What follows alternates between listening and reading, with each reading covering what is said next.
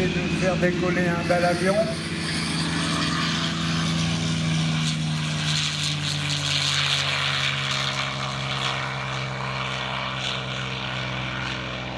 Le sous-avion japonais. Celui-là, il décolle parce qu'il faut bien le laisser décoller, on le retrouvera plus tard. Les Américains sont entrés dans la bataille de l'Europe avec ça.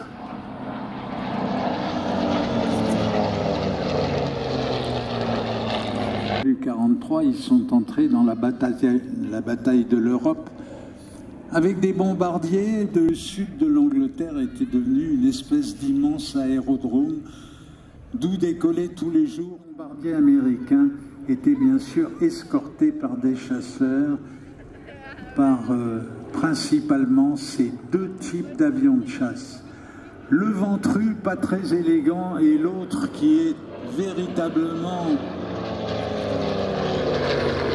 un des plus beaux avions de combat, qui est un des plus beaux avions construits près de New York.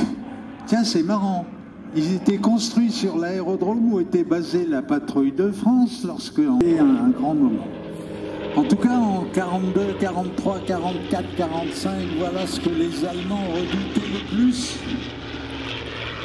Le premier, New York, et à New York, ils avaient retrouvé des financiers russes qui étaient également partis, qui avaient financé la création de leurs industries, et entre autres deux constructeurs d'avions devenus des ingénieurs venus de Russie qui s'appelaient Kartveli ou bien Deseversky.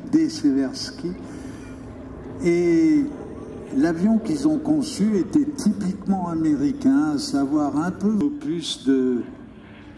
Ça c'est le P-47, donc l'avion russo-américain. Il est piloté par Mark Levy. Elle a un Spitfire, il partage avec son fils.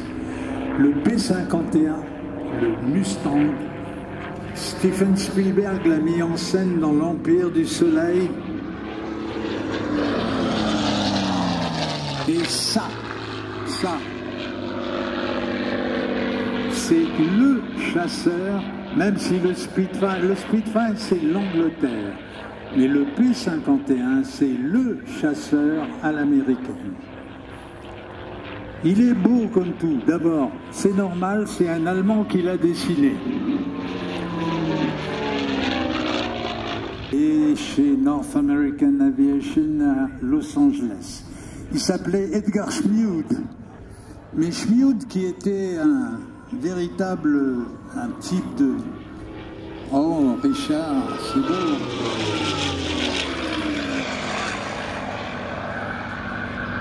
Schmiud avait équipé cet avion ici à Pasadena, dans la banlieue sud de Los Angeles, par un ingénieur, même pas un ingénieur, un savant, d'origine hongroise, un Hongrois pur jus,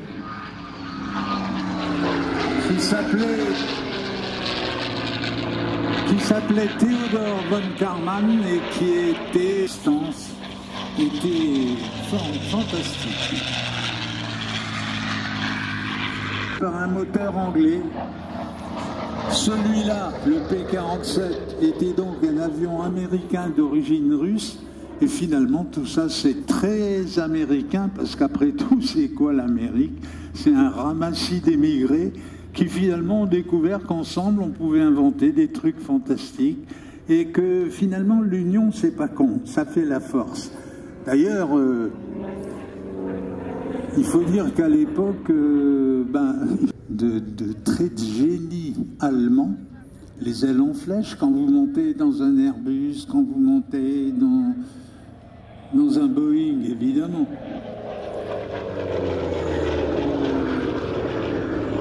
Quand vous montez dans bien quand même de penseurs, de scientifiques allemands qui avaient beaucoup réfléchi en anticipation de phase à un certain nombre de choses.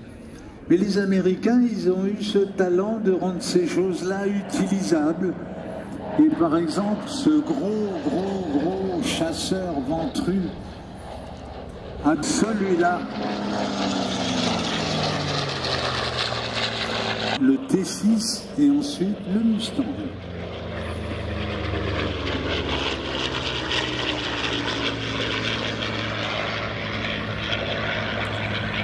Alors en utilisant les derniers tours dont le moteur était capable, ils arrivent au parking et le piloté Lockheed tout à l'heure, il se dit merde, je connais ce mec, je reconnais ce mec, je reconnais la tronche de ce mec. Et puis au bout d'un moment, ça lui saute aux yeux évidemment, le mec c'était Tom Cruise.